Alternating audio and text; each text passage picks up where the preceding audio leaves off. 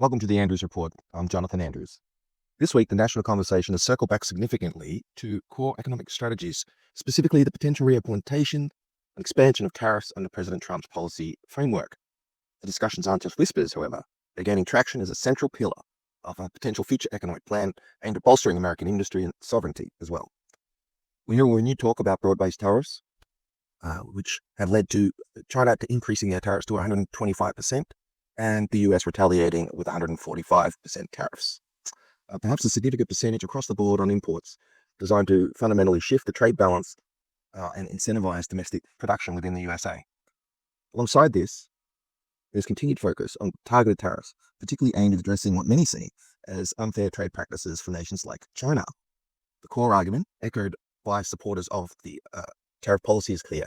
The measures are necessary tools to protect American jobs, revive the American manufacturing base, and ensure the United States is not taken advantage of on the global stage.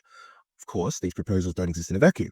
Internationally, the reactions have been predictable, ranging from cautious concern to outright opposition. China, unsurprisingly, has been vocal, hinting at retaliatory actions and painting a picture of negative global consequences, even trying to cut deals with Japan and other nations like Australia. There's been some inroads with Japan, but Australia has flatly rejected attempts to try to freeze out the United States, which are somewhat laughable, but I'll get to that later. Other trading partners are also watching closely, assessing how shifts in US trade policy might affect their own economies. Domestically, the debate involves weighing the immediate impacts against the long-term goals. While critics raise concerns about potential short-term price increases from consumers, proponents emphasize the strategic necessity of reshoring critical industries, reducing reliance on foreign supply chains, particularly those controlled by geopolitical rivals, and ultimately creating a stronger, more self-reliant American economy. The focus is therefore shifting towards the idea that strategic economic independence is a vital component of national security in an increasingly uncertain world. We're seeing manufacturing data and job reports being analyzed through this lens, questioning whether current trends are sufficient or if bolder action like tariffs are needed to accelerate a true American industrial renaissance, which is what we're looking at now. All right, that covers the main developments in the general climate surrounding the tariff discussions this week. Now I want to move beyond just reporting the facts and share my perspective, what this really means, particularly when it comes to China. One thing that really stands out to me in all of this is China's reaction. Frankly, it looks like a ridiculous bluff. Beijing is acting like the United States is utterly dependent on them, posturing and retaliating as if they hold all the cards. But let's be honest. This bluff is transparent to anyone paying attention around the world. The only ones seem convinced of this charade are the leaders within the Chinese Communist Party itself. And why do I see it as a bluff? Well, it's simple. Where is the world's largest middle-class consumer base? That's in the USA. It's not China. When President Trump's tariffs force more consumables to be made in the United States, and they will, that immense domestic demand will be filled by American workers because there's now a threshold. There is now latitude for a profit to be made because of this shortfall. And here's the crucial part. The shift comes at the irreversible expense of the CCP. Every factory built in the USA, every job reshored is direct loss for them. They can't easily recoup that. Once this transition starts moving, it creates a powerful circular effect in the USA.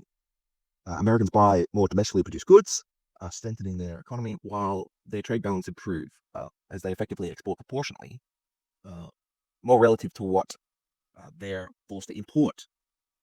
When you look at it that way, the conclusion is clear. China is destined to lose this economic war. They simply can't compete long-term when the US leverages their own market and productive power.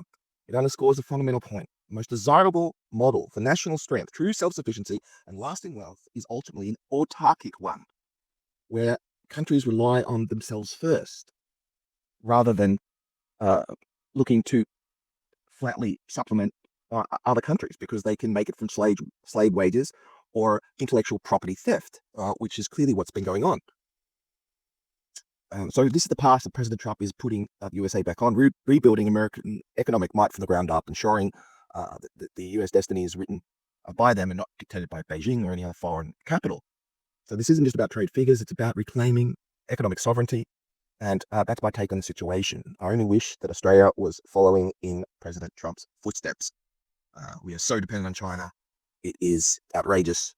If we were to go to any kind of war, we don't even have basic manufacturing to survive beyond, say, 6 months. So completely insane policies in Australia, and formerly what was happening and occurring under Biden.